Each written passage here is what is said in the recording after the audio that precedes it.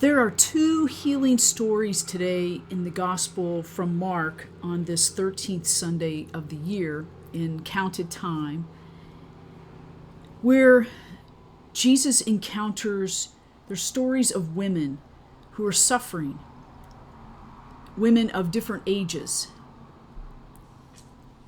And these stories invite us to reflect on where are we in our lives? And how are we reaching out to God at those moments? Jesus is up in the Galilee region, and an official from the synagogue, who is known by name as Jairus, comes near and says, "My daughter is critically ill. Come save her." Jairus' daughter, of a high-ranking official, is one of the stories. The other story, right in between that story, so Jesus encounters Jairus. He says, "Please come, my daughter is critically ill," and the two go off. And along the way, we encounter a second story, a woman with a hemorrhage, a woman who had been afflicted with a hemorrhage for dozens of years, an outcast who is rendered unclean. She has exhausted her savings. She is at the point of desperation. And she says, "If I could just reach out and touch him, the cloak of his garment, I know I can be healed." Two women seeking healing. One, a young girl by way of her father, and a woman who is older, unclean, outcast from the community, and trying to get close enough to Jesus to touch him.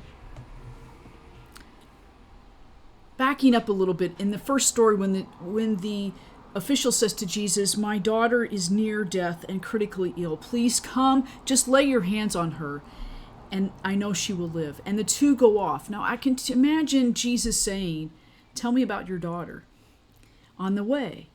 And Jairus is probably saying, "Well, my daughter is this, does this, she's great at doing this," telling the story of who his daughter is.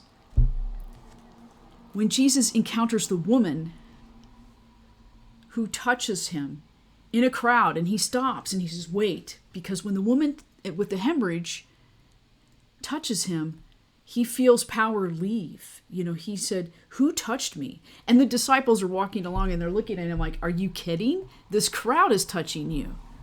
And he says, "No, who touched me?" And the woman with the hemorrhage who touched his cloak, and when she did, she felt healed. She steps forward and said, "I touched you." And Jesus, the first word out of his mouth to her, says, "Daughter, it is your faith that has cured you." He had heard those stories of Jairus' daughter, and he says to this woman who is seeking healing, "Daughter, your faith has healed you. You are well." An intimate naming of love. Daughter. A woman at the point of desperation, and a young child at the point of death. Jesus calls them both daughter. Because when Jesus gets to Jairus' house, the people say, "No, she's already died." And Jesus says, "Stop. Everybody get out." He goes in and says to her, "Little girl, get up." And she is made whole. She is restored to life. She is called daughter again.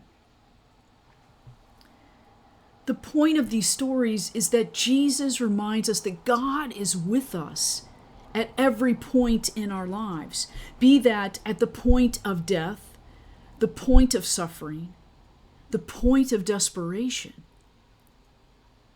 God is with us, and Jesus calls both of them daughter, to restore them to wholeness, to bring them back into the community, to be connected deeper in love. So this week, how do we reflect on God being with us at every point of where we are in our lives? What point are we at in our journey this week? At a point of frustration a point of grief, a point of despair or desperation or depression, a point of suffering, or at the point of loved ones who are at the threshold of death. And maybe we're at the point of celebration or insight, or at that point of breakthrough for the next thing we need to move to. Wherever we are at those points in our lives, we are invited to invite God in on that journey. Allow that healing power of God to restore us to wholeness where needed, and to celebrate in love where we are needed as well. God is with us on the journey. That healing power of God to touch us, to heal us, to change us, and to bring us back to life in new ways. Where are we experiencing being alive, being healed, and being made whole? At every point in our lives, God is with us. God is calling us, daughter and son. You are whole. You are loved. Amen.